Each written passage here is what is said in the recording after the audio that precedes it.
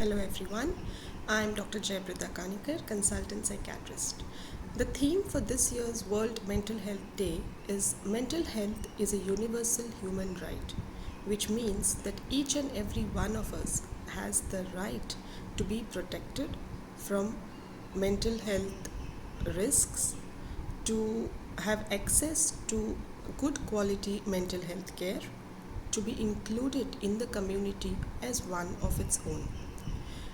Mental health care has been around for long. Mental illness has been around for even longer. But we do not hear it spoken about as we hear about any other aspect of healthcare. And the primary reason for it is that mental illness, unfortunately, has been and continues to be highly stigmatized. We do not really look at mental illness as an illness, but as more of a character flaw. You are weak. You are not a strong person. What do you mean you're depressed? Everyone has problems, but why are only you grumbling about it? Everyone has issues, only why are you anxious? What do children have to be worried about? How can children be anxious? All this depression and everything is just an excuse to get out of being productive. Yes, these are all the statements that we make about people who have mental health conditions. Whereas, if somebody has a fracture of their foot, how do we treat that person? We make sure that person is well rested. We make sure that person follows all the instructions as per their doctor. We do not rush that person to be productive, go walking, go running. No, we say take your time, be fine, be fit first, and then walk. Do we tell them that, oh, you know what, there's no fracture, it's all in your head, go start running, you'll be fine, go get a little bit of exercise, you should be perfectly okay? No, we don't.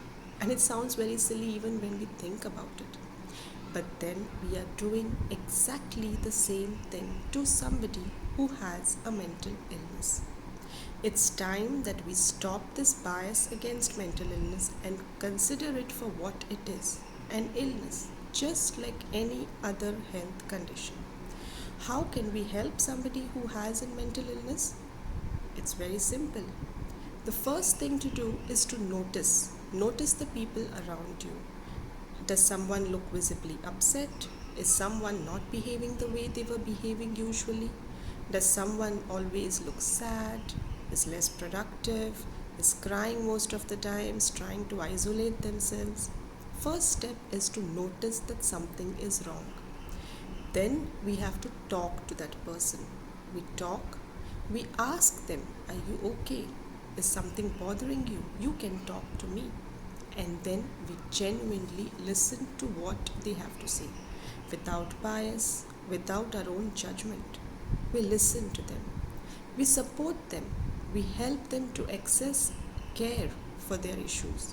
We help them to meet a psychiatrist. We offer them our unconditional support.